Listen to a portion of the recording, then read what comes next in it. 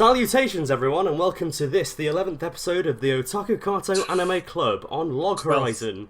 I am your guardian, Tensei Twister, and joining me as always are my bard, Bizarre Jelly 5, our smashing swashbuckler, but back a shift, forgot your name for a second then, Alan, and we are joined once again by the outstanding enchanter, Arkada of Glass Reflection, who is considerably less dead than last time we saw him, aren't you, Tristan? I'm not quite sure, but what we just did there, did that count as LARPing? Yes. I LARPed the crap out of this stream. And Cam, you said episode 11. I asked, is it episode 11? 12. Did you? I asked, and no one said anything, so I assumed it was fine. Apologies then, episode 12, I'm an idiot. But you should all know this by now. It's on the screen. It's on, yeah, well, whatever. It's the 11th episode to go up on YouTube. And Ebby isn't very well today. Ebby ate too much cheese yesterday. So, apologies for my lack of enthusiasm, even though I really want to talk about Log Horizon, so... It's alright, the enthusiasm will come. Once we start talking about Log Horizon. Hey, should we do that? Yeah, man. Alright, I could go for that. Go on then. How do we start this off? Oh, I've forgotten. We pick on someone and go, you start. Go on then, you start. I pick Cam. What? I pick Cam. Every time. I feel like it's me all the time. You just pick on my... Does everyone notice that I'm wearing my glasses for this stream for the first time in ages? Because I felt that it was necessary considering every single character in Log Horizon wears glasses. And they all make noise. You told me I would have dragged my glasses up and have them I don't even have glasses. They're like magic glasses with microphones in, speakers rather, so that when you touch them it goes shing! And there's little LEDs in the back so it kind of lights up. Cam, do you like Log Horizon? It's good, isn't it? Yeah. I think, yeah, it's alright. No, it's shit now. No, to be honest, I much prefer Sword Art Online. Oh, no. No, I can't. Now Sorry, that. no, I And can't. then suddenly everyone left. I can't say that Now with a that. straight face. No, sorry, that was a low blow. That's not fair. Anyway, Log Horizon's great. I really enjoyed it. Certainly wasn't what I was expecting it to be, and that wasn't a bad thing. It was a different experience to what I'm used to with kind of this sort of. What can I say? It was a nice happy medium between Sword Art Online, which just kind of wanted to be look, there's action and ladies and things, and then .hack sign, which is so philosophical you could write a book on it. It was a good happy medium. Deep. Well, yeah, deep. And Log Horizon for me was a happy medium between the two, which meant you can kind of enjoy it on face value, or you can get really stuck in and proper have a sift through and get something really memorable. That's the thing about it. Like it is fairly in depth and detailed, kind of like Hack Sign was, except it wasn't as pretentious about it. It was more so trying to be, well, like a video game actually should be, like open and accessible to as many people as possible. They were very good with how they explained everything and how they paced their explanations, so it wasn't like all front loading everything. Yeah. There was a certain amount of you should have played an MMO to get a lot of things, because the basics of MMO playing, they just don't bother telling you. They assume you know, but that's about it. I was actually quite surprised that they explained what a guild was, because that wasn't an explanation that I was expecting. But I think... Well, not all MMOs have guilds, and most of them don't call them guilds. They have different words for it. In Final Fantasy 14, it's called FC. Yeah, Free Company. EVE Online, in Free Company. In EVE Online, they're not guilds. They're like corporations. No joke. Right. Because EVE Online is the business spreadsheet MMO. I think the latest guild. The latest game that uses the term guilds is Guild Wars 2, because if they didn't, it would be stupid. Well, there's, welcome to Guild Wars 2. Do you want to join my company? There's Elder Scrolls Online as well, but I think they use guilds in a different way. But I was because they use guilds for like the explained, classes, don't they? like there's the Thieves Guild and Yeah. Fighters Guild and whatever. But anyway, I think what I really liked about this show is it let me know from the very start that it wasn't going to be like Sword Art Online, which I appreciated, because it just basically went, oh, there's we actually have a tactician, and I was like, it's better. It's way better than Sword Art Online. Like the first episode was kind of up in the air with that, because it is very basically the same sort of setup, how everybody gets trapped in the game. So that was like very similar to SAO. But then it was like after the first episode. I disagree about that. I think the setup of the show is actually one of the things where it differs the most, because I mean, the thing with Sword Art is it's very much like, okay, this is what's happened, this is where you are, this is what you need to do it. With Log Horizon, people are just like, okay, we're stuck in this game, and that's it. I think there's a complete air of mystery in terms of they don't know what they need to do to get out, and so the way that they deal with it is very different. I think the first like splitting point for me between comparing the two, because obviously comparing them is impossible. Not comparing them is impossible up to a certain point. And the point for me was the way they dealt with being trapped with the game because obviously in Sword Art Online you had the moment where what's his face turned up. It's like, well, you're in my game. You must get to the top of the tower, and then you will escape. It's not just that, because at the beginning of Sword Art, it doesn't actually start in the game. It starts in Kirito's house, and then he puts on the headset. It lets you know, by the way, this is a game. If you were to watch Log Horizon, there are points where you could be like, oh, they just got transported to a fantasy world. And that's where it differs, and they kind of go, well, we're stuck in the game. We don't know if we're going to get out. Oh, well, we better just set up shop here then. There's lots of stuff where it is very kind of like mysterious with that, because it's it doesn't even really properly explain. I want to know so bad why they're there. Yeah, like how exactly, like what exactly happened? Was it like everyone just decided to log on at that time, and poof, they're in there, or if like randomly they woke up and they were online at a certain point? But we haven't learned anything about the actual real life side, and I think I kind of prefer it that way. Because every other Captain and MMO show has always had a certain semblance of real life to it. Like Hack Sign didn't really, except for the fact that most of the characters could still log out. But then the Hack series has had all these extra OVAs and series and so forth that just kind of explain that. Like they had the entire Liminality series, which only took place in the real world. So I almost don't want to know. I'm kind of happy not knowing, because I'm just too involved in the by this point, do you? world itself. Yeah, at the moment. I was going to say, it's all right. It almost seems like it would just be an additional contrivance. Like at this point, do we really need to know why they're stuck in the game? All that matters is that they're there and they're dealing with it. I'd like to know. And one thing that I do actually really like, and I honestly, when I first started watching it, I thought this was going to be an issue, was just the fact that they can't die. Is like it removes the urgency from it, and it's just like, we are here and we are stuck here and we have to exist here. We stay here. We don't die if we're here. So anyone who's like terrified can't just like top themselves or whatever. But because they don't know what their goal is, it's just like purgatory essentially. It's just like exist and live. This is your world. Well, it's a matter of now that you can't die, you need to find a reason to live. Yeah. It's kind of the whole point. The implication, like it's almost when the implications. It's almost an allegory to people saying, well, if there was no money in the world, people wouldn't do anything because you don't need money to live. It's kind of the same thing. You just need to find a reason to live and do it. Which actually brings me on to my first complaint about the show, and that is outside of Shiroe mentioning explicitly a couple of times and in the background, Crusty when he's talking about his sister, and Ninetales black woman at the end. Nobody gives a shit that they're trapped in a game, and nobody gives a shit about getting home. Yeah. Nobody ever goes, I want to leave. They're just like, I'm in a game and I'm playing a game, which I find so strange. To be fair, most people play MMOs to escape the real world. So when you get trapped there, you're like, well, this is perfect. I don't have to go back. There's no responsibility. This is a much nicer place to live. I can't die. I have all this great food now after they figured that bit out. And I'm suddenly hot. I want to go back. But it's like the freaking... The round table thing being set up and everything like, so it's like, okay, our goal is to make Akihabara better. It's not our goal is to get out. It's not our goal is to like extend our research and knowledge to leave. It's the kind of thing let's make where we are better. Start small, because they're going to be living there for a long time. They have no idea even how they got there, let alone how to get out. It's not like SAO where they told you, spar none, get to the top, you'll go. That's it.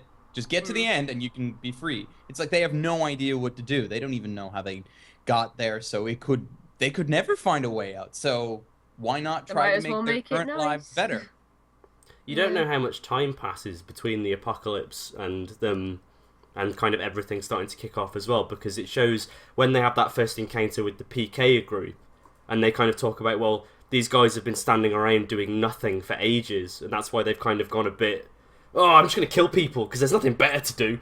And shout out to that group and their like comedy progression. And then, yeah, they just keep turning up later on. And then there's that one flashback where they're really sinister again, but you can't take them seriously because of how they've been portrayed through the whole series. They're just like, we're selling plush toys now. We're like burgers. Oh god, this show. Really good burgers. Yeah, they made it. This show just made me like the hungriest. I've never been so hungry in my life watching anime. Have you ever watched those Silver noodles. Spoon? Yeah. We did it. That also made me really hungry. I want pizza. Yeah, I remember we ate pizza. Ebby, we haven't heard it explicitly from you yet. Do you like Log Horizon? I do. I really like Log Horizon. Well, there's people shouting outside my house. Yeah, Log Horizon.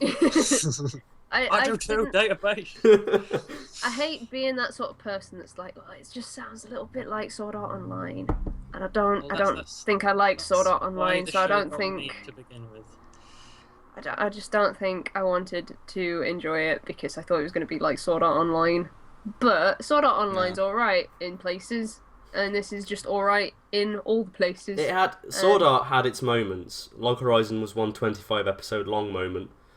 In comparison. I will say I didn't enjoy, the last 5 episodes. Well, you know what I mean. Where, the last 5 episodes where they were doing the festival and stuff. Mm-hmm. I could have done without that. Yeah, it did drag a bit in places. Well, that was kind of a thing of where they didn't really have an end in mind. It's not like they were trying to build up to some big climactic ending. They're just kind of putting it on hold. They obviously, they knew where they wanted to end the series with what's her name appearing, Fox Lady with the most ginormous breasts. But at least in Log Horizon that can be explained because they all look like their characters, and that's perfectly fine. In SAO, they made a point to say, "Oh, now you look like as you do in real life," and everybody looks amazingly fit and hot. Apart from that one bloke who is like dressed as a little girl, that was hilarious. Yeah, but he only showed up in episode 1, and he was a background character. Then he disappears, and you never see him again. What was I gonna say? And it was like, there's not a single person who played SAO that was not like Hikikomori? No, at all? Really? They're all just very beautiful Hikikomoris. Yeah, and it was just the thing of they pointed it out specifically. I was just like, you could have just ignored that, and it would have been fine. And you could have just been like, Kirito decided to make a character like himself, and that would have been cool. Yeah, they didn't do that. They were like, no, you look like you actually do in real life. It would have made sense as well, because a lot of people do that. Amazing. Yeah, I do that. Yeah, I know quite a few people who play MMOs do try to make their characters look like themselves, just because. But my point, the thing that I was going to say was, with the last 5 episodes, what I didn't like in particular was how Shiroe started to sort of get his own harem. Like, everyone just sort of started crushing on him. Women everywhere. It was kind of like inferred throughout the series anyway, but it was kind of I know it was, they but decided that was a thing at that point. The thing that annoyed me the most was, I think her name was Minori. Minori, yeah. Yeah, she just didn't have a character outside of Shiroe at all. She was just this like, oh, could you help me? I need you to teach me this thing because I don't know how to do it all the time, and she could have been a good character, but she wasn't. I did kind of like the whole, when they made a point of kind of going, oh, she is a miniature Shiroe. Like, she can kind of give you the idea of she could do great things. How many seconds into the future can see she? Yeah, man. She has the special power. That's. I thought one thing though, whilst we're still on the topic of the last few episodes, whilst it was definitely the absolute low point of the series, because it was like, it took away from everything, it basically sat down and was like, okay, we're slice of life with some kind of stuff going on in the background for a little bit. What I loved about it was like, everything Shiroe set out to do succeeded. Look at this kind of booming happiness that's in Akihabara now, when it was like a wasteland of sadness before. It was like, Shiroe has succeeded, here is your full stop of the main plot point that the first season was trying to achieve. It's like, we have achieved our goal, and now here is what's happening next. That didn't need to last as many episodes as it did, though. No, it didn't. Especially off the back of what just happened with But he got to eat Runzelhaus. cake and get really, really, really fat. So it was okay in the end. We've got to eat 12 cakes today. That was dumb. I'm sorry, that was really dumb. Okay. But I'm looking forward to the new season though, because I'm hopeful. Definitely. I'm hopeful that they'll either do a kind of thing where they'll have a season and then they'll have a break for a couple of seasons and then try to keep up with the light novels, but stay just far enough behind so that they don't have to start making their own shit up, but also keep going so that they don't end it. I hope they really don't. Odd Place, that would be terrible. Do a freaking No Game No Life. Okay. Can I just now bring up the two other things I want to say in terms of things that I have problems with? These are more kind of nitpicky things, things that aren't necessarily things I have wrong with the show. Can I do my one first? Okay. Why would you call a character Crusty? Because that is such an online. That's because they couldn't get away with calling someone Big Knob 2000. That's why someone's called Crusty. They just kept bothering me. Like, Crusty, no.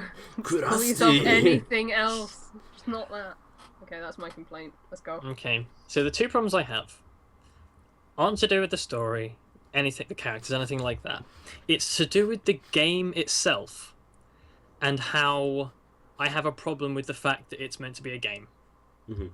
First thing, I don't know about that because a lot of them refer to it as when Elder Tale was a game. Like, it's not a game anymore.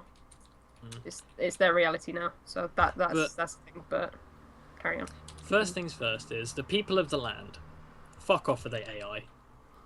There is no way in hell that there is AI that advanced. Well, I mean, I can kind of get behind it, like, to go back to Sword Art Online again. Pocket Lolly is like this one little very, very, very hyper-personalized AI. But the entirety of the people of the land are fully fleshed out, human, and are just as real, from the viewer's perspective, as the adventurers, the human characters. Well, it just seems... They do seem to foreshadow...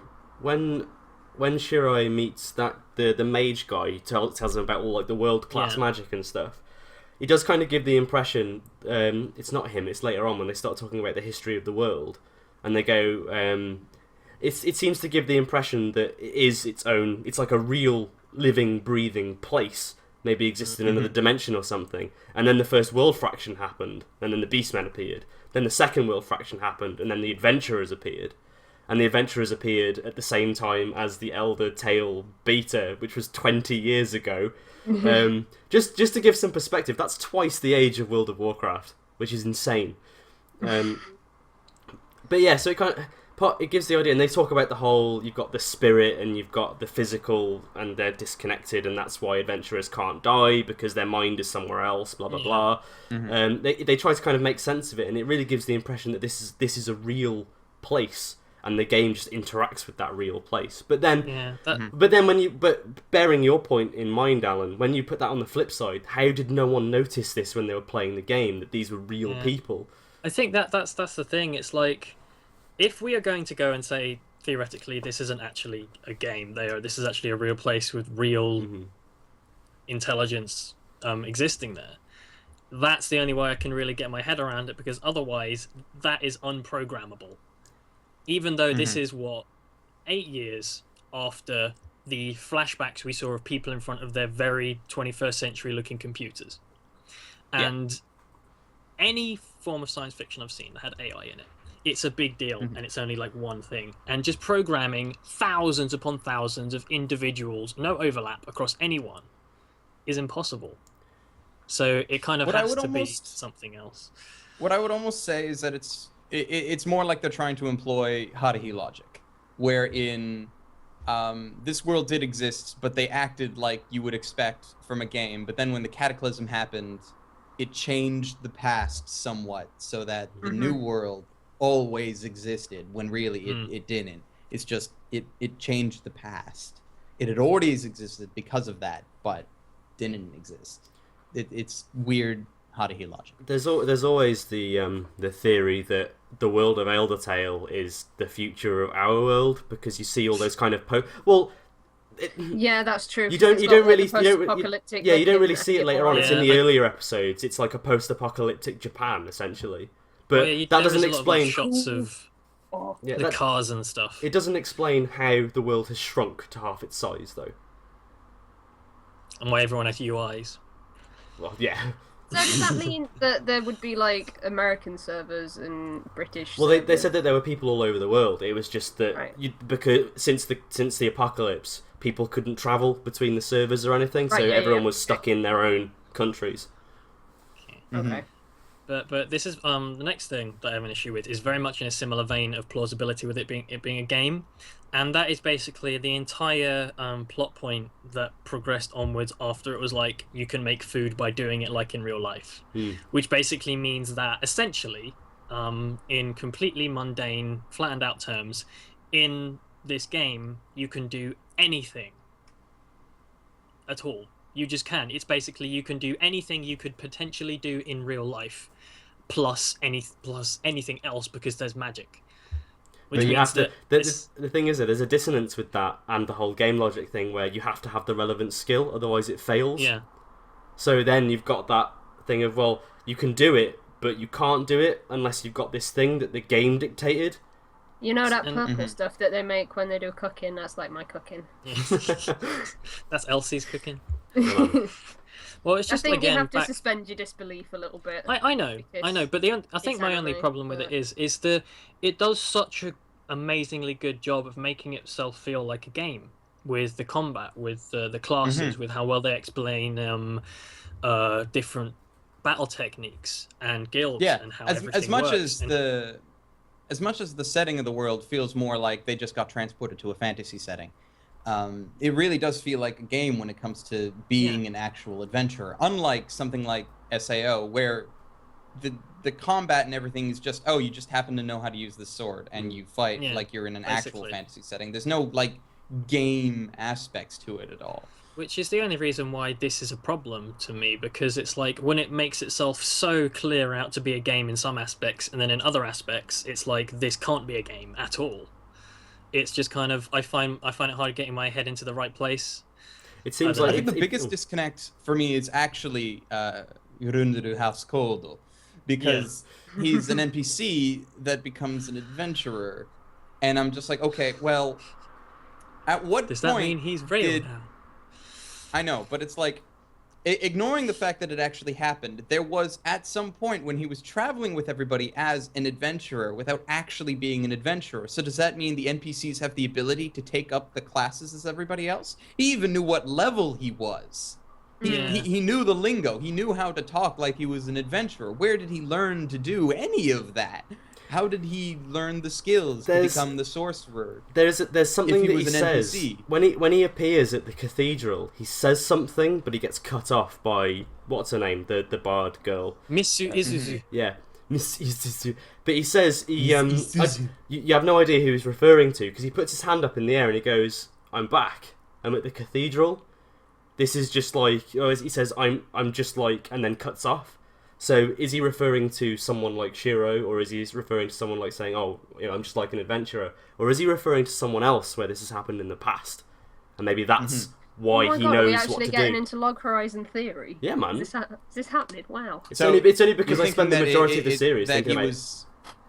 So you think that he had somebody before that was an adventurer that he looked up to? I reckon. But if adventurers can't die, whatever happened to them? Or was this possibly pre-cataclysm in the world of whatever? Because adventurers did exist. The old guy proved it because he said that Shiroe as a character existed and was a person of the world. It was just kind of different. And he's like this legendary figure that's existed for over 80 years. Can I also just say that one of the small theories I had about the people of the land was like maybe this whole thing is just a big like psychological experiment, and the people of the land are actually just the game programmers just spying on everyone. They just knocked everyone out. They created this like place. Go on. As to why... Like, that would explain why they're so human and as human as the humans are. What was your similar theory, Evie? Cricket. No, you don't want me to talk. No, my theory was basically that they were put in this place as some sort of like experiment as to what would happen if post-apocalyptic world ever happened, because it's set in Akihabara and they definitely react in different ways. Like they have all the PKers and people, the round table and stuff. So I assumed it was just some sort of But experiment. at the same time, nobody can die, so it's like a controlled environment where you don't have to worry about morals because, they'll just respawn. Might lose some of their memories, but that had like so little impact. I swear, it was like you can lose some memories. Yeah, and then Crusty was like, "I think I have a cat, but I'm not too sure." Yeah, that's the thing. They make it. They just brush it off as being so completely mundane. It's like, oh, what is he? Has he forgotten where he lived? Has he forgotten his family? It's like, I had a cat once. What's it called? I can imagine. I have those problems sometimes. I can imagine they've dropped that in, and it'll become more of a thing later on as people start to die more. So maybe a few seasons down the line, you'll start to get people who start to act as if they were never a real person. So you'll get people who actually believe that they are these adventurers, and kind of get maybe they ultimately turn into people of the land. Yeah. Ooh. Start to die. Well, since they do say that every time you die, you lose a bit of your memories, depending on how that even works. It could be a thing of where you'd lose memory over time anyway. They might just forget. Especially as we've noticed, they have no real intention or desire to leave. They might just forget that that's even a thing. Which is like, what do you mean leave where? Well, it's just another thing that kind of rubs you the wrong way about it making no clarity as to like anyone who wants to leave or whatever, is just that like all of the big guilds, the people at the head of them and their goals, none of their goals whatsoever is leaving. It's like, let's be stronger. Let's kill lots of animals and magic and do lots of quests. And it's like, let's go home. No one seems to care. No. Yeah, it does really. Akihabara now is fine. They have cat girl dances and stuff, so I don't need anything else. And point Okado. Yes, we've been. I don't know whether it's just a reaction to how much we all like this show, but we've been very critical of it so far. We've picked this thing apart. Oh yeah, but I think that's out of love more than anything else, isn't it? Just to clarify to everyone, we love this show. It is very good. Pretty unanimously. The biggest reason for me that makes it so good is that outside of all the small issues I have with that, it's just like it's got a flipping massive cast and they're all great. Like there's so many characters that like are important. I can't think of a single character I don't like. It doesn't just focus on one or a few. Like there are episodes based around the secondary group of adventurers, the younger ones. Yeah. There are times that we spend with that one guild with the one chick who doesn't want to do anything. She just wants to kind of lounge around. Yeah. And then there's the princess too, and the whole royal court of NPCs and all that. And it's like there's just a lot of shit there. But Shiroe was still the best one. Yeah, man. Shiroe is awesome. But yeah, I can't think of a single character that I dislike in this series. I can think of one. Well, besides for the characters that are designed for you to dislike, like the villains. Yeah, but that's... Is it mini gender bent Shiroe that you don't like? Minori. Yeah, I don't like her, and I also didn't like the Ryuk-looking guy at the end, the villain, because he freaked me out. Yeah, he was creepy as hell. Weird. It was weird. But no, what I mean... Like, everyone else is designed relatively normally, and then he just looks like Ryuk from Death Note. What I mean... He had a mask on, though. What I mean by... That was a mask, that wasn't his face. Okay. When they did a side view of his face, you saw that he had a white mask over her face. It was weird that his mouth moved. Yeah. It was a mask. That's where I'm getting confused, because I was like, I'm sure he had lip flaps. What I mean, though, by there's not a character in the show that I don't like, is that there wasn't a character where I thought, this is a bad character.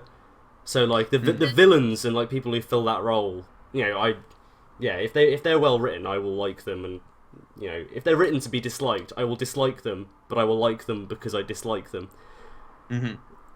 Yeah, this doesn't. You can actually draw a disconnect there. Yeah. It's I don't know whether it's because I've got a background as a writer or whatever, but and a lot of people can see it that way. I'm confusing myself more than anything, but yeah, I don't think dialing it back. There isn't a character in this show that I think is a bad character, or at least if they're a bit like, take Minori for example. She's not very fleshed out, but there's definitely a base there that they can work with. Mm-hmm. I think I see potential. I can kind of understand Minori. I mean, she wasn't that enjoyable to watch, but I mean, people do exist that are just hopelessly devoted to one human being, and in this situation, a lot of it is out of respect more than love. It's just like here's this kind of massive image of what she wants to be. I He's get her that, idol. But I get that, but she wasn't a character by herself because she was always like, "Oh, Shiroe, can you talk? No, okay. Oh, I guess I'll go to bed then because I got nothing else to do." You know, and it was just sort of like kind of pathetic to see. It was pathetic, but I just didn't enjoy her as a character because she could have been so much more, and she probably will end up being like Shiroe times 2 or whatever by the end of it. But I think you begin to see that towards the end of the series, though, like when they're fighting on the beach and stuff, and she's doing what Shiroe does, and she doesn't need his support anymore. It's only when shit hits the fan and she goes, Shiroe, I need your help, and Shiroe goes, bloody hell, she doesn't ask for help. She asks for advice and for me to teach her, but she never like outright goes, I need you to come here and sort this out right now. Yeah. And then he's like, it's Griffin time. I got time my magic to solve parchment. everything like a boss. Why? Oi. I wrote a contract. Yeah. It's time for the greatest weapon this world has ever seen. Paperwork. I love that sequence. It was like, yeah, okay, you keep doing that. And now I'm going to turn him into a zombie. And and then he's going to just write on this. And then a massive giant pillar of yellow is going to fly into the sky. And then he's going to wake up at the cathedral. All according to Keikaku. All because he's some twat that's like, I'm going to headbutt this fucking wolf. It's because he's some twat who spent all of his game time leveling up Scribe. Who does that? I did that in World of Warcraft, and that got me shit all. I was then a herbalist. So that was alright. You can make potions. That's fine. Yeah. I could write on people's I can't even armor. remember what crafting shit I did in World of Warcraft. I never even hit max level in World of Warcraft. I was about 6 levels off when I played back in the Lich King era. Mm-hmm.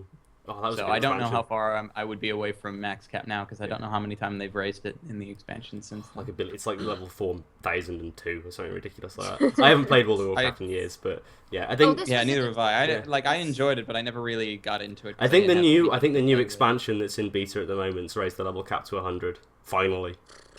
What were you saying? When it started, wasn't it like 50? 60 was the highest level, yeah, when it started. Anyway, back in vanilla. The thing that I'm the most disappointed about is what happened with the archers. I love archers. Archers are the best. I didn't see any. Yeah, there was a you see a bloke with a that were like hunters or archers or whatever. You see a bloke with a crossbow once. Yeah. That's it. When they were like throwing arrows at wolves. Maybe they'll pull a Final Fantasy 14 and all bards will suddenly be archers. Yeah. Let's just fuse these two classes together that have absolutely nothing to do with one another. I know. They had to get them both in somehow. Right. Then saying that, I play a bard, but so dumb. Yeah. Should we talk about his character's name in a bit more detail? Should we go through the characters? Shiroe. Should we start with Shiroe? He's got some. Might as well. He's got like I automatically know, Alan. I knew from moment one that you were gonna like this series because there are 3 characters that all wear glasses and all look fabulous doing so. And they're amazing. Yeah, exactly. Henrietta being a fine example. He's got the Madarame glasses. He's the villain in glasses. So having a character like that, who everyone refers to as a villain, as your protagonist, stroke of genius. Because you don't. They kind of gave him that air as well, where you never quite know what he's up to until he's doing it, and he has that freaky grin and stuff. He's a suspicious lad. Yeah, you can see why he has his reputation. He likes which planning. Is good. He likes planning and figuring things out, and then when everything goes according to plan, he's like, yeah. It's like, yeah, I did this. I'm a strategist. Like the black silhouette with yeah. It's too good. That one eye catch where it was all 3 of them doing that face. Yeah. You remember that one? I liked Shiroe. He was my favourite character. I don't know why. I just really like the calculating sort of characters. I don't know where I'm going with that sentence, but and then there's just the simple fact that like he's a powerful dude. Like he's a level 19 chanter, which apparently no one does, because there's only 2 in the entire series so far. And just the fact that like he's this high level character, he knows so much about the game. They kind of talk quite a bit at the start about how he was the guy that everyone went to, and he was the key strategist for this party that did everything. The debauchery tea party. The debauchery tea party, yeah. There's debauchery here. But they don't make a big deal out of it, or Shiroe doesn't make a big deal out of it. Oh God, what was that a reference to? What? No, carry on. I'm just thinking. But yeah, Shiroe knows he's good. He doesn't have to prove it. Yeah. Because you get a lot of characters, especially in shows like this, who feel like they've got something to prove, and Shiroe really doesn't give that vibe. He's more just, I've got these skills. Sorry, Emily just trashed her laptop behind me. Oh, I got it. I remember what I was from now. Okay. But yeah, he's more just like, I've got these skills. Yeah, okay. I know that I'm good, so I'm just gonna go ahead and do what I need to do. I did find some of the like big reveals on his calculating like quite silly sometimes though. Yeah. But particularly the thing with the guild hall. Because it was just like, this is my big mega plan. You know what I did? You know what I fucking did? I bought a building. It's just like, how were you even allowed to do that? That's so broken. I love that. I love how they took that though, and they took something as broken as buying the guild house, and then turned it on its head at the end when that fox lady goes, "Yeah, I bought the cathedral, so people can't come back to life if I don't want them to." And then he's just like, "Oh, she's evil." It's like, you did the same thing, bro. Yeah, but it's just I love how they he didn't buy the cathedral. I'm actually surprised he didn't look that up for the cathedral in their town. It's just like. Maybe it was just a way of saying, if you can do it for the guild house, who's stopping anybody from doing it? I think the main thing is just that like they wanted to make her buy the cathedral instead because otherwise she'd just be copying him. Yeah. Yeah. I think they probably needed to go with the idea of like Shiroe is the villain in glasses, so they needed somewhat like basically she's a super villain with gigantic breasts, and fox ears. I think they obviously needed to do that thing to one up him. Because they needed to show that this girl was a bitch. Yeah. I just found it so funny because everyone was so surprised that he'd done it. Yeah. But so many of them had crap tons of money. Like that one guy was like, "Yeah, I'll fund you the 5 mil all on my own." It's like if people knew that these buildings were for sale. He was a merchant, so obviously he's gonna have like tons of spare money. They did say that it was something that Shiroe noticed that a lot of people apparently overlooked, which was as soon as the apocalypse happened, every building was for sale. Which wasn't a thing in the game, so it seems like they went with. Imagine it's like going to be ultra hard to find out because you just look at the building and it'd be like, oh, it's for sale. It depends though, doesn't it? Because they never control over everyone. They never. But why would you have a reason to actually examine the building of the guild house? There's no reason to do it. You know what it is. You're in an MMO. You've got loads of free time. Maybe it wasn't part of the system. Maybe he went and saw a person of the land who was an estate agent and went, "Yeah, I got this guild house for sale. 5 mil? Wicked." It's like, "Oh, it's got this right cushy bathroom, yeah, it's proper, yeah." You can do all the settings. If you don't like a person, you can kick him out. It's got the guild bank in there. Do all your banking. Mm-hmm. Other than that... And it's not full control of the building. He only has control over, like... the outside and the hallways. When it comes to the actual guild halls, he has no control. He can stop people from getting in, though.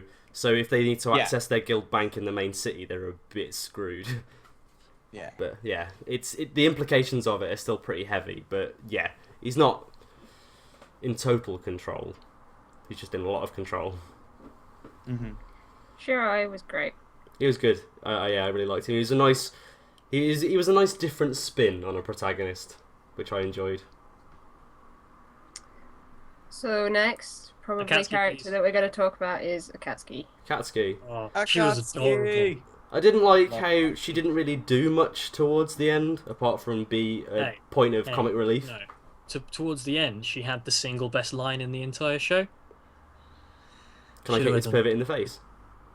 Would you like some mustard? No, would you like some jam? This is a hot dog. Natsugu. Would you like some mustard? These are pancakes. That was a joke. That was so good. I flipped out. Master, do I have permission to hit this dog in the face? Ask before you do it, you bitch. You've already done it. And then when she was freaking in the school uniform with twin tails, I was just like... Okay. Let me rephrase that. Akatsuki was pro. Like, if we're talking like game terms as well, though, she was like this uber assassin.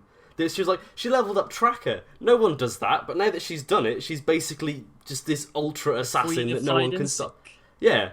and the Queen of Hide and Seek, and she was awesome at fighting and stuff, but then she never did any towards the end. The same could be said for Sumugu, though. The fact that he kind of faded into the background towards the end. I think all of Log Horizon, apart from Shiroe, kind of did that towards the end.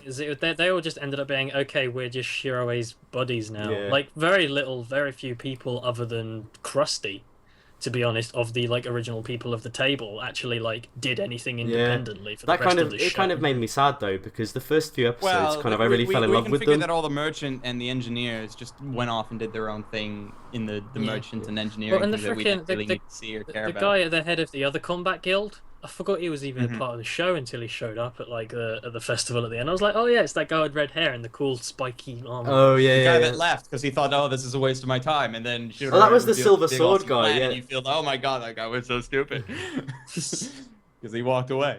But yeah, like I say though, I feel like the original members of Log Horizon faded into the background, and I didn't like that because you spent a lot of time getting to know them. Although I suppose there probably wasn't. They would have just been in the way, to be honest. Like, what would they have done? I know that. Because there's so many characters, you can only give focus to so many of them at a time. So all the main characters of Log Horizon had their time in the first half of the series, so then they were focusing more on the others in the second half. Yeah, I think it would have just been nice to have had them a little bit more maybe towards the end, rather than just kind of washing them out completely and then having the series end. But still, comes in. He's like, "Look at me! I've got 2 freaking rapiers," and it's like, "Yeah, I'm a cat." I'm like, "Yeah, I make burgers, and I'm a cat," which was my first thing. Yeah. Which is Nyanto was my first real bit where I was like, oh, "Okay, so they don't look like they're real life people because he's a cat." Because he's a frigging cat. Yeah, no, he's a cat. He's basically he's trying to be the Baron from Cat Returns. He's trying to be the Baron. That's who he is. He has everything down to be the Baron. That's roleplay. He'd be such an insufferable knob end in real life. Can you imagine? Just IRL, and he's just like, oh, yeah. It's like, oh, fuck off. When they go to ElderCon. And his name's like James. That just sounds like most people at anime conventions. I know. I'm going to cosplay as Nyanta now, just for you, Alan, and I'm going to be an insufferable prick in your... If you were dressed as Nyanta at the time, that's fine. If you were just like, I'm Cam, and I'm a cat like you were... Oh shit, it sounds like college all over again. Dark memories. I'm not going to go into that now. Dark times. Yeah, it really was. Or at least looking back it is, anyway. I don't have much more to say about Nyanta other than he was cool. He was cool. He was like the ultra mentor. Because you had Shiroe, who was the mentor character, and then you had Nyanta, who was like, yeah, I taught him everything he knows. So what? He was the chief. You don't mess with the chief. You look confused, Alan. I was just thinking about the burgers. Oh, okay.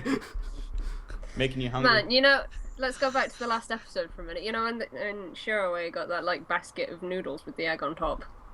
That was that bit. We had noodles for dinner tonight because of that.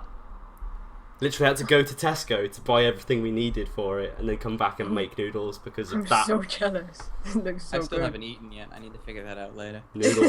Noodles with an egg on it. Get Minori to make it for you. No, don't, because she's annoying. Right. But she made them. She made those noodles. Should we talk about Naotsugu next? Naotsugu was awesome. Anka Haru. He was awesome. I liked him. Naotsugu was really good. He was a big, huggable, lovely man. Yeah, he was just chill. Movies. Yeah, he was, I liked his theory on men, where he was like, there are only 2 types of men: closeted perverts and open perverts. You're the closeted type, Shiroe. I thought that was so funny. He was just very genuine. That's what I liked about it. He was a simple guy. He was just sort of like a guy. You could imagine yourself going to the pub with him. Yeah. The thing I loved about Naotsugu more than anything was the fact that he was this open pervert and kind of said all this stuff. But the moment that Marielle started like hitting on him and being really like, ooh, he couldn't deal with it. He was like, oh my god, actual female attention, get me out of here. And that was brilliant. That's a very human thing to have. He only likes 2D girls. Yeah. 3D PD. there's not really a lot to say about him particularly. We like him. Well, I'd party with Smuggy. He's a lad. He's like a lot of the other main-ish characters, where it's just like he's fun and you like him when he's there, but when he's not there, you're like, oh, well, he's probably not here right now because he wouldn't really do much. But then when he turns up, you go, yeah, it's Smuggy, he's back. Encore. So next would probably be the big group of, the younger second G's, yeah. Rundle House Code! Rundle House Code! Ball of rubber! I feel like his story for me got kind of a little bit spoiled with the opening, because as soon as... Yeah. When you see that moment when she can't add him to your friends list, and you think about that tiny little sequence in the opening, and you're like, oh, he's a person of the land. Isn't he? He's a person of the land. Oh dear. In the opening? There's a bit right at the end of the opening. In the opening, right before, in the opening, it shows, a rainy scene where she's holding him in, the rain, and he's dead. just like, no! Yeah. And then it turns into the screen that disappears in front of the guild house, because Shiroe is there. That was part of the opening. Yeah, it's pretty much a JoJo's. I'm calling it a JoJo's, when the JoJo's opening spoiled. But that's the thing. Well, most openings spoil the show. Yeah, if you it does actually happen way too often. I don't know how they get away with it. I remember the opening to Ergo Proxy. It actually had the biggest spoiler of the entire show in the opening. If you were paying attention, it was there. But I don't understand how they go. Yeah, that's fine. That's all right. Because as soon as I got to the point where she couldn't add him to the friends list, I was like, oh, alright, I know exactly what's happened. Okay. We worked it out straight away as well. We had a couple of theories. It's but sort of the like, even if you don't see the opening, it's pretty much heavily implied that you're supposed to be aware of it at that point. Yeah. By the time she does that, it's like I say, Emily and I had a few theories, but that was the one at the top of the list. He's person of the land. Unless you're just like, it's a friends list full. Bugger.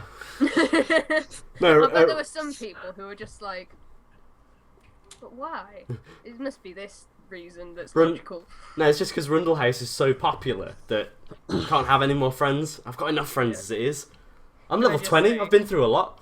He was so obnoxious, but I loved him. Rundle House is my favourite character in the entire goddamn show for two reasons. One reason is that his voice actor is the same voice actor who acted Simon in Gurren Lagann. And second of all, it's because he's Rundle House Code. He's Rundle House Code. Are you looking for a brave adventurer to join you on your travels? Never fear, for I am level 20. And the guy's just like, oh my god. We're all level 20, you dumbass.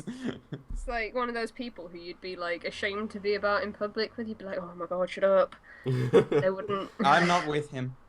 Yeah. He's a dog.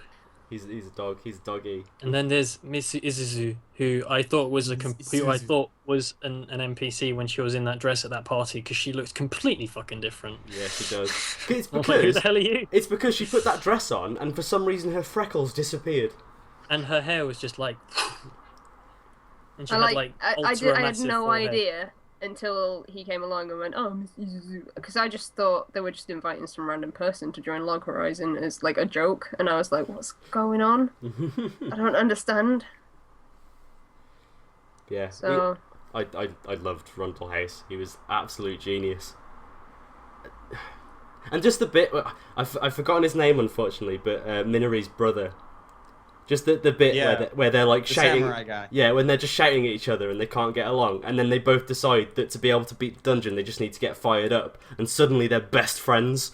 Yep. Oh, it's amazing. And so Minori and Toya, I thought were both kind of like annoying. Oh, I like Toya because he was just like a little some, I think my problem is I was just like, when he gets to level 90. He's going to be a level 90 little child, and it's just not going to feel right that he's the same level as Crusty. He's going to go to Crusty and be like, samurai's a challenge! Because Crusty's just like, look at my fucking axe, I'm massive! That axe was pro. Who else was in that group? I don't... Oh! Sarara! Sarara. Sarah was adorable. She was adorable. She was so cute. I want some Wush cards with her on right now. I would be a level 8 maid though. That was so cute. Like, my subclass is maid. I can clean things. That's even worse than Scribe. It really is. Hey Even man, worse man, than she Scroll. could like clean things into making a steam engine. Have you ever actually seen maids in anime? They're kind of usually the most badass characters ever.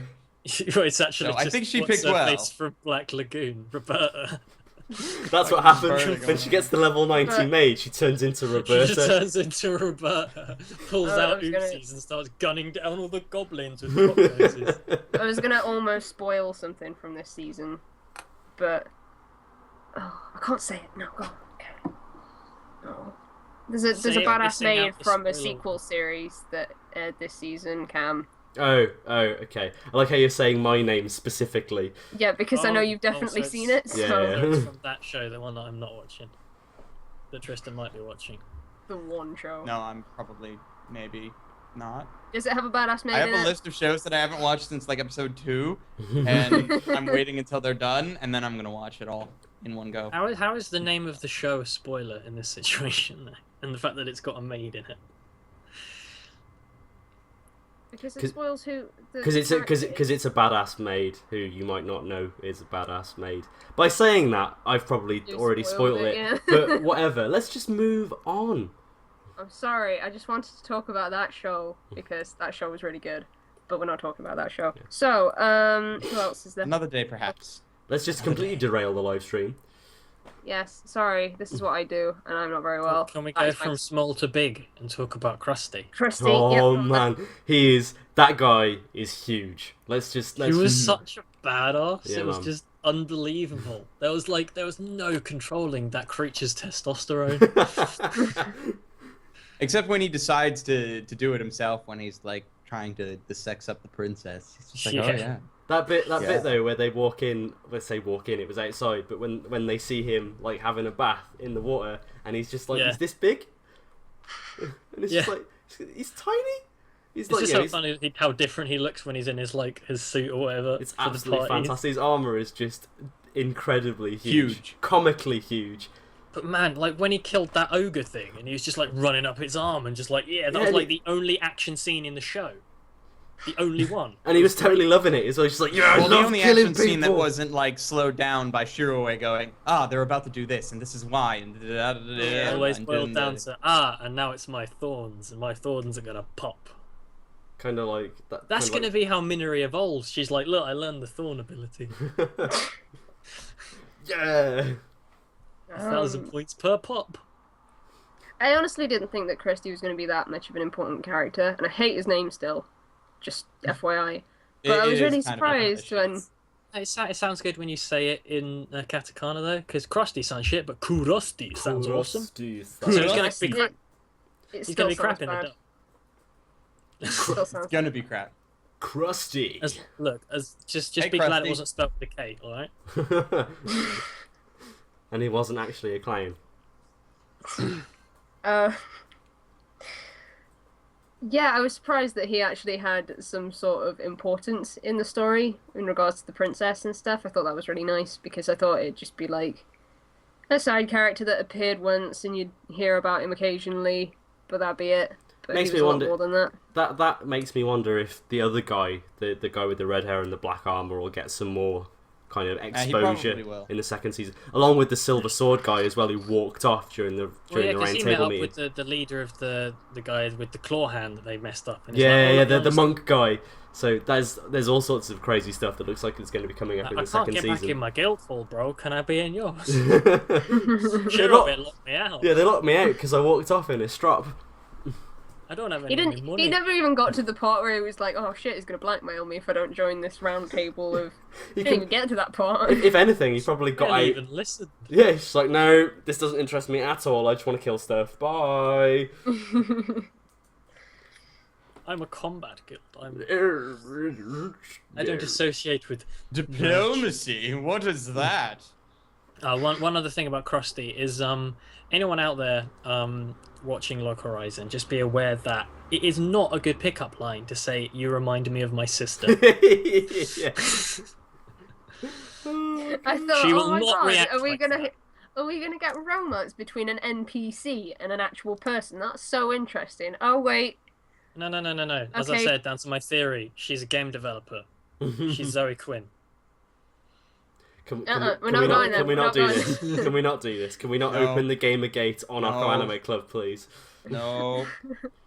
Walking Yes, away. right. Yeah. Alright, let's leave. Good show, guys. Back shift ruin stream.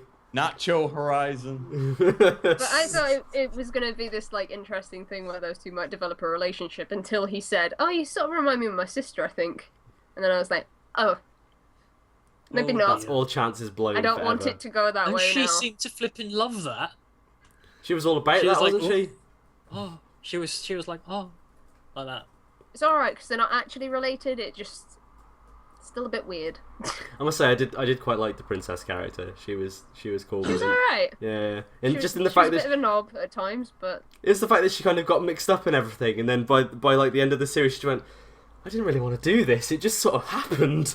I just want to go to bed." Look, I'm wearing this armor, and I don't even almost look like I'm comfortable in it. I reckon they should have had her hold Krusty's axe though when she did that speech. And just take some like photos. Just have Yeah. a pose with it. It's the selfie axe. It's got a camera embedded in it. Quick, press print screen. Is that all the major characters, or are there more that I'm forgetting? There's Maria and Henrietta Yeah. They were hilarious. of Right, yeah. Burger Crescent Moon. Of Burger Time. Yes, Burger the Burger They worked Ladies. at Burger King. Burger And Ladies. Maria was like, I want to I'm go. all over. I'm all over Natsuki. And, Natsuki, that's and it. Henrietta was like, I'm all over Akatsuki. That was the Dressing best her up. And then Putting her in a the frickin' moe. school uniform outfit with the twin tails. And I was like, That was the stupidest thing in the world. I was like, okay, this dumb. Okay, it's dumb. Are you sure it wasn't as dumb as when the summoners burst into the room and went, "Here are some ladies made of water wearing various That costumes." was great. That was amazing. Let's have They a were like, cosplay "Oh, the apprentice party." here. Cleaned it for you later. oh yeah, that was So another good. time Redhead Bro showed up and actually did a thing in the story. That was the one thing he did, apart from complain. But yeah, I like Marielle because she just made the obligatory. Well, I suppose probably it was kind of a bad thing because she made the obligatory episodes happen. Like, I want to have a beach episode. I want to have a festival episode, and then they happened. Yeah, but It they was weren't fine. just beach episodes. It was like 7 episodes at the beach and a training camp, 5 episodes of a festival. and It it's like, wasn't really like they clean weren't. stuff. It wasn't 7 episodes of training camp. It was every now and then we will flash to a minute of training camp before we go back to Shiroe doing something. Still, my point is there. My point is there. This That they were does- there for a very long time. This brings me on to something interesting, actually, where at some points in the series, I did feel like the sense of time was a little bit messed up. So, like, for Maybe example... it's when- because the time scale in the world is like all kooky, so it's supposed Nah, to man. do it. Nah, man. The problem... The example that comes to my head is when all the kids are trying to beat the dungeon, and they do that thing where they basically sit and they talk all night about their tactics, and they go and do the dungeon in the morning, and they keep cutting back to the beach, but that's in the same day. So where these kids are, a whole day and a half has passed, but on the beach is like 20 minutes. And like things like that happen, like it keeps jumping back and forth. No, they were just on the beach for ages. They were on the beach for a long time. But They're getting enjoying sand in their themselves. toes. They were The- on the beach for It was ages like because constant the beach freaking like episode. Just constant reminders of it. it was It's only endless date, but on the beach. it was only tiny little instances where they would jump forwards and backwards, and sometimes because of the setting, it was hard to tell when they'd done that. They did it quite a lot when Shiroe was away at the nobles meeting thing. They did a lot of jumping back and forth, and it made it quite difficult to follow. You didn't lose out on anything because it wasn't that important, but it still kind of made me think, wait, hang on, when is this actually happening? Is this happening now, or is this before? They're all wearing the same Yeah. clothes, so I can't tell. Except it's nighttime now, except now it's... Oh, yeah. I know what you mean. But I have that problem with like every show that I ever watch. I'm like, is this before everything happened or is it afterwards? Because I don't know. It seemed to do it quite a lot, but only with insignificant events, which made it okay. It wasn't a problem. They were actually all in the same scene because the beach was actually just Rundlehouse's hair. Rundlehouse Beach. Right, any other characters? One character that I want to make a shout out to is the little ball of light that would follow them around when they did the light spell. That thing was adorable. I feel like there are more characters because there were like a million. There are 80 bajillion characters. The guy if we who was talk about characters for like another half hour, that's the show done. The I guy. want to make sure I haven't forgotten about anyone. The guy from Debauchery Tea Party who was a lady. If you haven't remembered anybody major at this point, how important are they? Oh no, the guy with the ponytail who had like loads of fangirls. Yeah, he was great. He was cool. He was. Oh yeah. Soichiro. The other member of Debauchery Tea Party.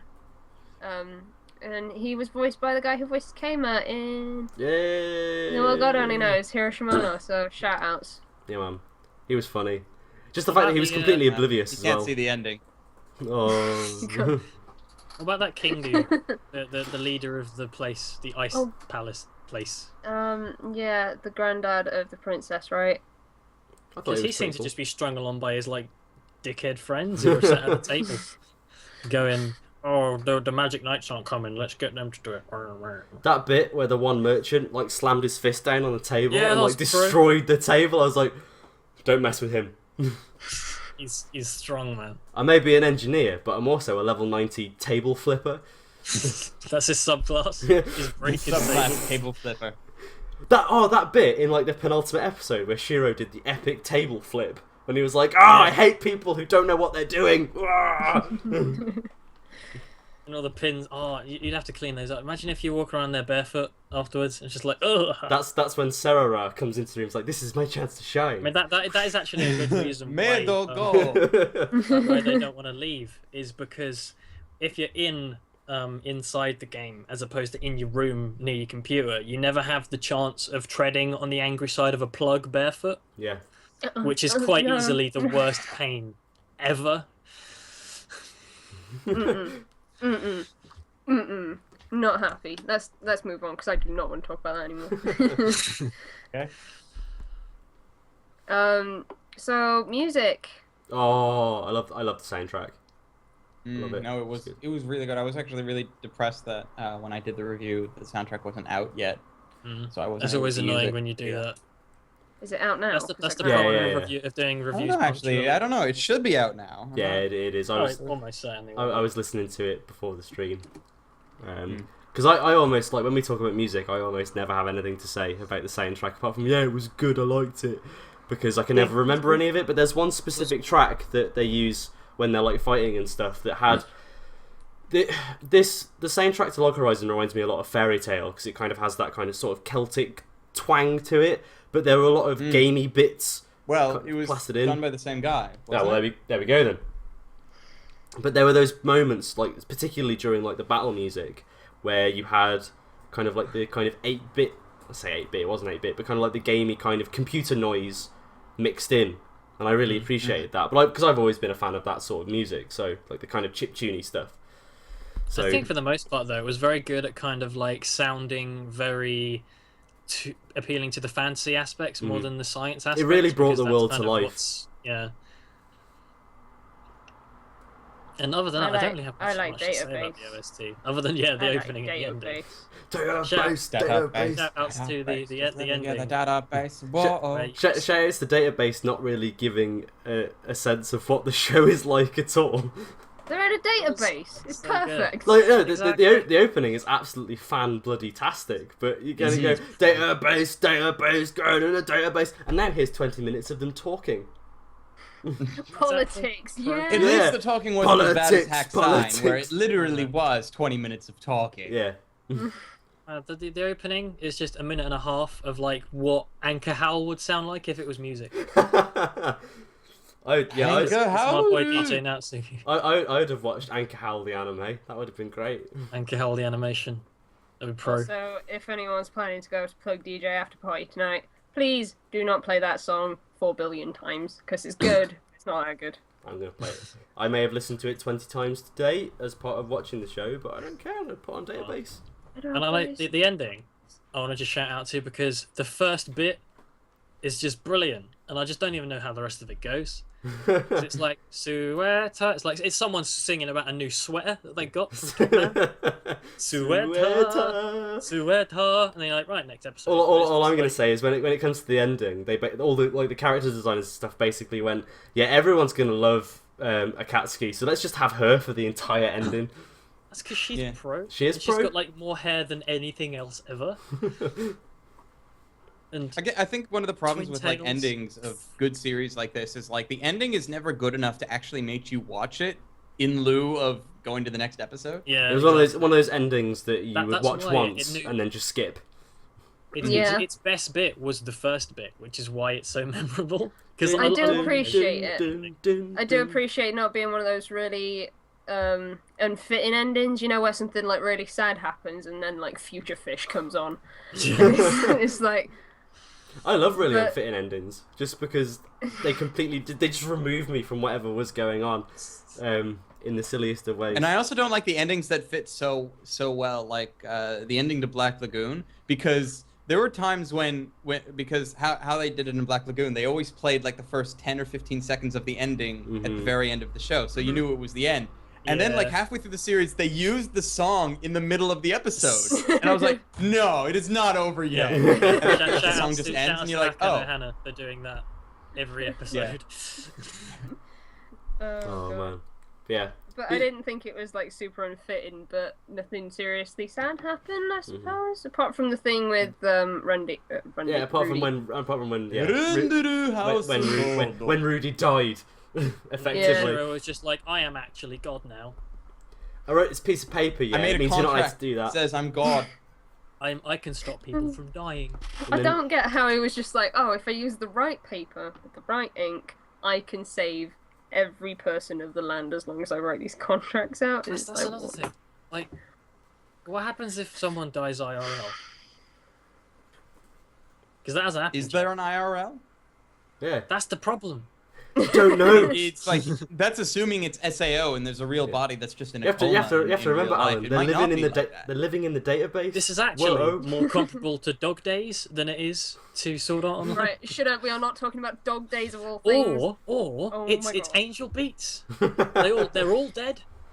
They're already basically, dead. They went not to a all lab. of them are dead. Just Shiroe maybe they were playing the game and then some like bomb exploded in Tokyo and just wiped out the planet, and because they were playing the game, they went fused together. It's actually just like The Fly on a massive scale. They all just stepped into these teleporty devices and just combined with their PCs. Amazing, and they all happened to be running Elder Tale at the same time. Yeah, man. And the reason why the people that were logged out on the database. Yeah, man. Whoa. Database. Never on the database. What about character designs and art style? That's where I kind of feel like it was. It was good, but it wasn't downright amazing. It did. Yeah, I'd agree with that. It was less inspired than some shows, but I think it was. You got enough of a feel of these are like, characters in an online game. So take Crusty for example. Like, if this was like a normal fantasy series, Krusty's axe would have fitted with his like armor and stuff. It would have been like blue and black, not garish red and black, and like completely different from his character design as a whole. I feel like if he was designed without being an MMO character in mind, they probably would have given his weapon a bit more like visual synergy with his outfit. But it's an axe the size of a small bus. It needs to be red. That's that. Yeah. Well, exactly. Red is the loudest color. It gives you. It really kind of that gave the message to me of this is an axe what this bloke has picked up. He didn't start with it, and that kind of solidified the image of he's a character in an MMO. That makes sense. Then I will say with the designs for the. Sorry, you go on with your Crusty thing. I thought you finished. No. I am done. I'm more or less done. I was just going to say with the designs, I felt like they either did it really, really well, or it kind of sucked really bad. Because, that skirt that, I don't know if anyone's going to remember, but this skirt just, like, sticks out in my mind, that Minori wore to the festival, where it was, like, a denim skirt that flared out. Yeah. I remember that, yeah. that was the worst thing that's ever been put in anime ever. It was really bad. But I thought that Shiroe's, like, particularly his outfit was designed super well. I liked the outfits of a lot of the his characters. outfit and like the main characters from Log Horizon, I think were like really well. But then everybody else, like Miss Isuzu, I felt like she was very plain. I liked her half poncho. That was about it, and the freckles. I think the important characters had more kind of loud. I feel like Naotsugu suffered a little bit because when I look at Naotsugu, I don't think when he wasn't in his armor, he was just suit a of armor. Well, even in his armor though, he didn't give the impression of he's a level 90 guardian. He's a bloke in armor. Yeah. You didn't. I look at Naotsugu and I don't think this guy is max level and he's pro. It's just because like. Well, I never thought the same thing about Crusty until he picked up the axe. Well, yeah. Picked up the axe, yes. And then has that massive. But Naotsugu's armor is considerably less intricate than Krusty's armor. Yeah. Because Krusty's armor is all kind of embossed and like antiqued and stuff. And but when you consider that as well, they're technically they've kind of done the same sort of stuff. They're on the same sort of level ish. Because they both have the griffins, so they've both done like really high level stuff. It might be a thing of more of like the economy, because Krusty's the leader of one of the biggest guilds in the area, so he might have more in-game cash, and maybe the armor he wears was either player made and he bought it off them, or he bought it off whatever they consider to be the market, while Natsugu is just using whatever. Or actually more likely than what Crusty has is probably a rare drop from something that you need a large raid group to do, and Natsugu was never part of a large enough raid group to get it. The other option, I suppose, is personal choice as well. I mean, it might be something similar to like Final Fantasy, where if you have a piece of armor that you like the look of, you can transpose that onto whatever armor you've got. Yeah, like the glamour system's not the best system in the world, but yeah, that's kind of how it works. I didn't like about the design though. The design of the characters, going back to that, is the faces. I didn't like the eyes or the faces particularly. I don't think they were that great. I thought the eyes in particular were. I think the eyes in particular were my problem because they weren't. That, I don't know. They were just like a shape here and then the eye. And what about that one hyper realistic eye in the last episode? That one. Yeah. It was I think it's just because they're like, right, we're gonna put all of our good characters in glasses, so fuck eyes. Crusty, Shiroe, and Henrietta need to form their own guild. The Glasses Guild. The Mega Knight Guild. Yeah. I'd start playing MMOs if there was a Mega Knight Guild. Yeah, probably. Make one. That's true, I shouldn't do that. Bye-bye life. Bye-bye time.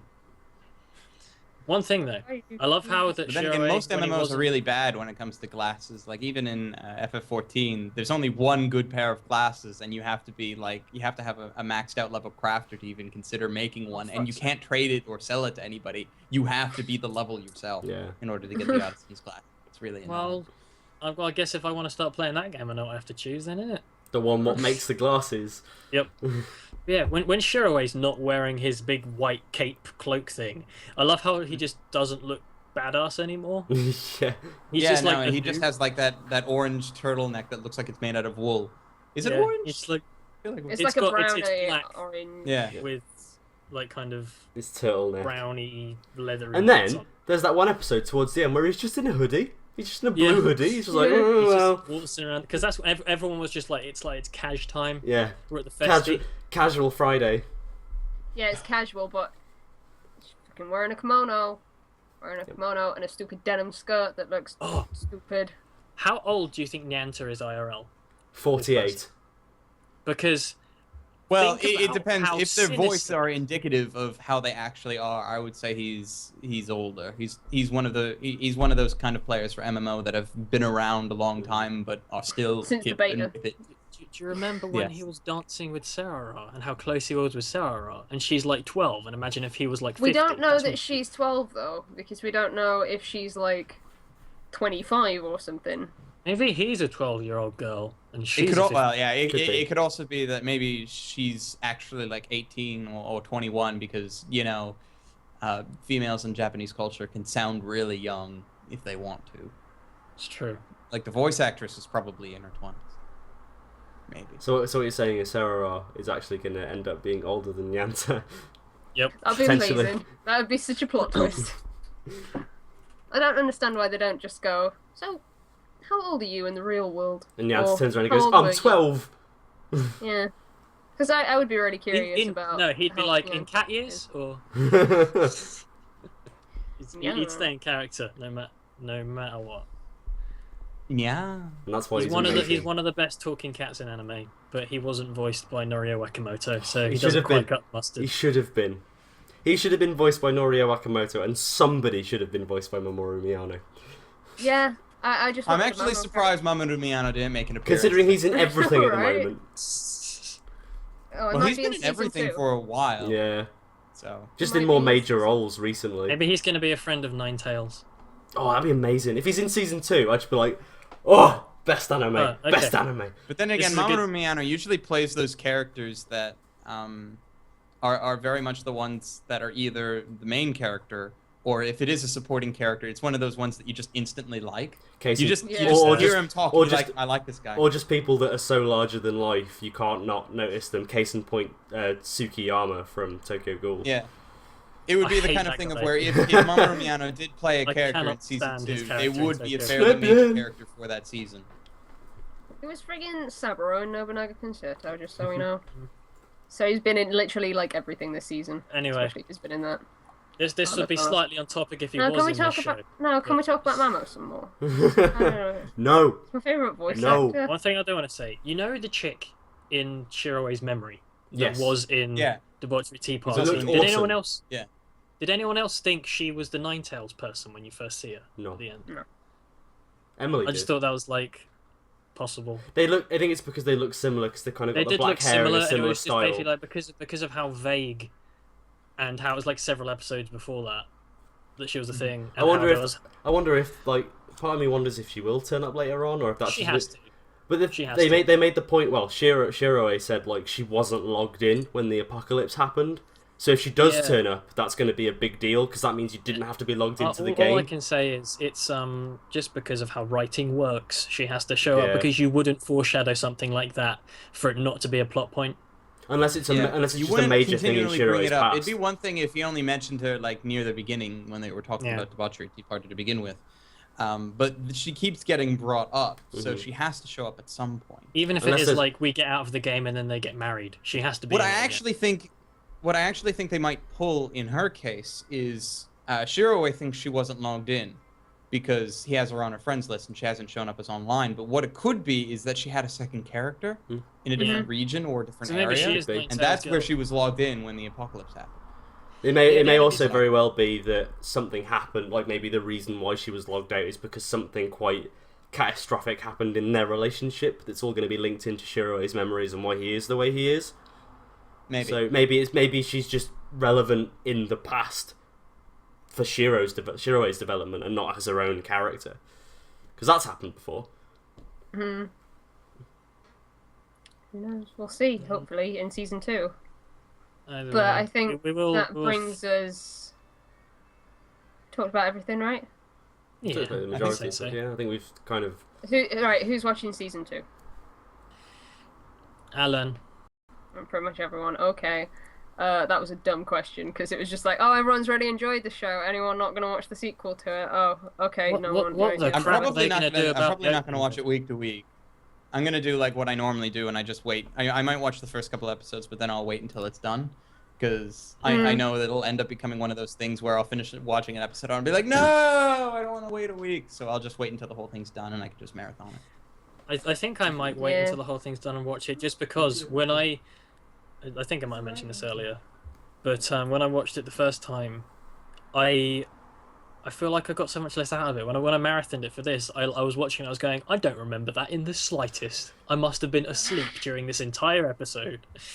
Just because when you've got an entire week's worth of like being out of context, and when you've got a million other shows you're watching at the same time, you do slowly forget things over time as well. Just the minute details that were just thrown in there as a little bit of foreshadowing, you forget about that. It's just gone. You don't remember it. But if you start watching it all in a row, you're like, oh right, because that only happened like an hour ago, because that's when I watched it. So I need to just not look at the chat, because it's just like mention girl, and she's like, oh, this is what she is. This is where she came from. This is what happened to her. Lighten up. Spoilers. Wave of spoilers. I've thrown something up to block the chat, so I can't say it anymore. Just so we know, chat has been like that all night. So this is why I don't look at the chat anymore. Anyone watching this afterwards, don't read the chat if you don't want light novel spoilers. Because they were doing it for blah, blah, blah, blah, the world God only knows as well.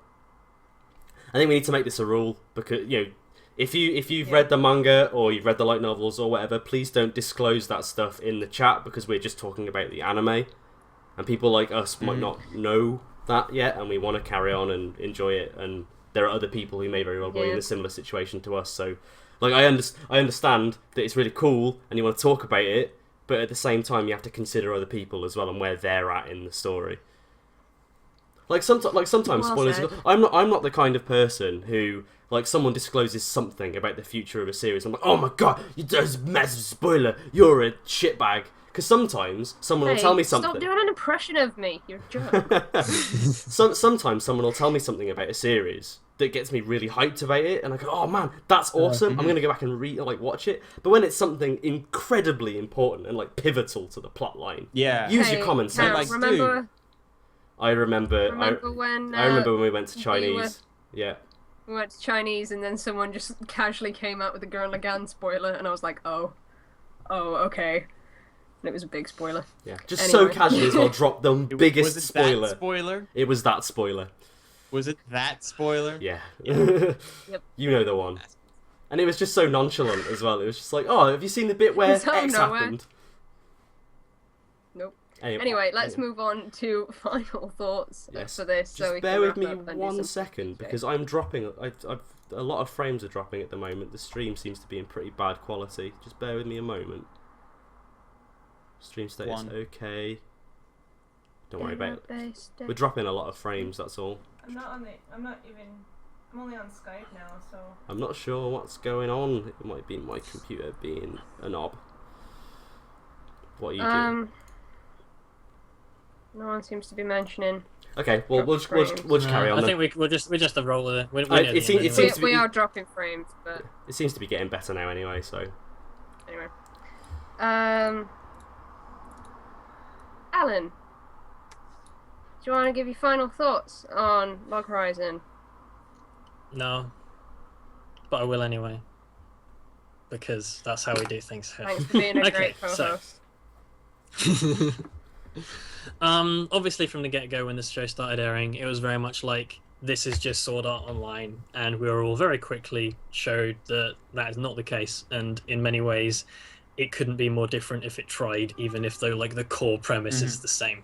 And like the core premise of Sword Art was always the best part about it, and that is it's no different here. And as I said earlier, I love the fact that because you can't die in the game and you don't know what it is they need to do in this world to leave or to succeed, or even what they're there for, the air of mystery leads a lot more interesting things to happen. It's a lot less straightforward. It's I really liked how deep it went into the politics side of things, and I thought as a whole the cast was immensely strong. I did have lots of little nitpicky problems I had with it, and there were certain arcs that I didn't like as much as others, but the main reason why I was able to go off on one so much on a lot of those little problems is just because I actually gave a shit about what the answers to them was. In some shows where there are problems like that, I'll just be like, oh, that's a problem, I don't care, oh well, I'll just ignore it. But when I'm actually actively thinking about why that might be the case, it's because I actually give a shit. And Log Horizon gets a strong 7 from Alan Shift. Cool, is it my go now? Yeah, ma'am. We're going down the line again. Okay.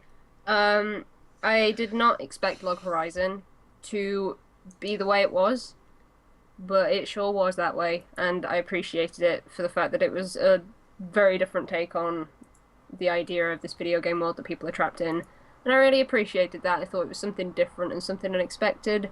Really liked Shiroe. Where's the merchandise for Shiroe? And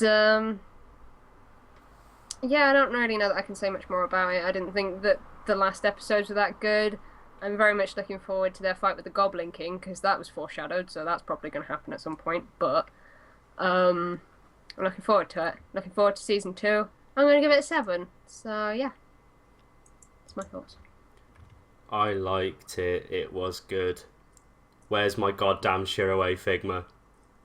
12 Right. out of 5. Cam gives it the best. Big hug to everyone. I pretty much repeat everyone's sentiments really, where I went into it kind of thinking, oh, this is going to be a bit like Sword Art, and it just wasn't in so many ways, and I'm really glad that it wasn't as well, because like within like 3 episodes I'd stopped comparing it, because that's what I was worried that I was going to do, just compare it to Sword Art all the way through, but it just was so different that it wouldn't allow me to do that. Well, after 3 episodes, there's nothing to compare. Precisely. The similarities are basically gone. Oh, yeah, exactly. And so, from that, kind of really allowed me to appreciate on its own merits what it was, and it was completely different from what I was expecting. The only thing that I'd probably say that I would have preferred is if there was a little bit more, like, focus on the action side of things, because that was a heavy focus in the first few episodes, and then they just kind of went, oh, every now and again we'll have a little bit. I think the balance of politics to action was a little bit skew-if at a lot of points,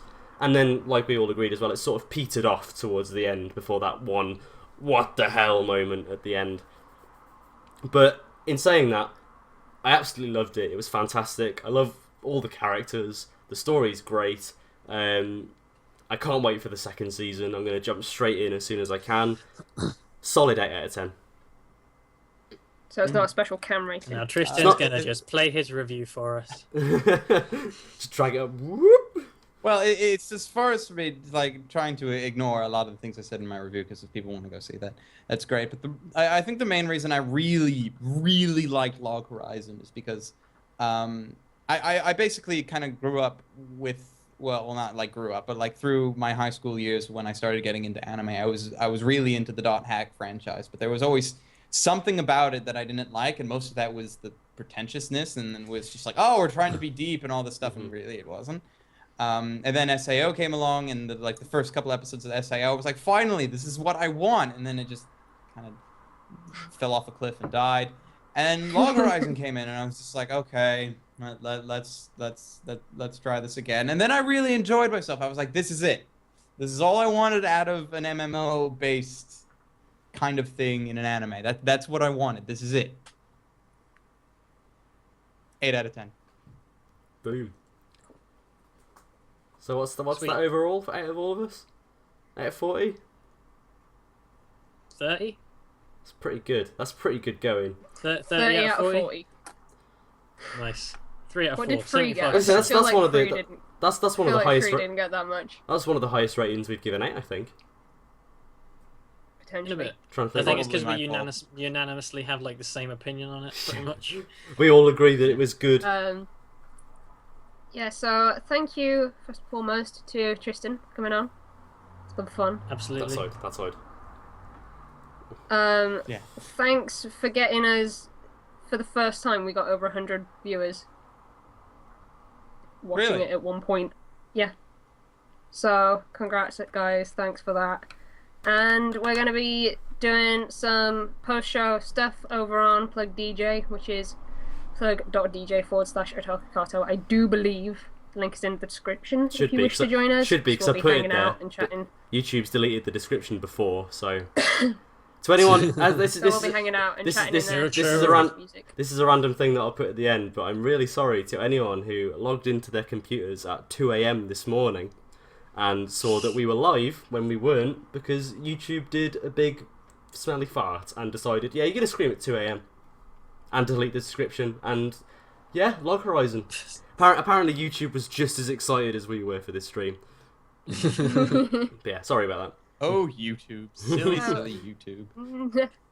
Next time we will be streaming on the 27th of September, doing both seasons of Fate Zero. Not just one season, both seasons of Fate Zero. The 27th is it's all basically one season. They had a break there, yeah, but it's all one.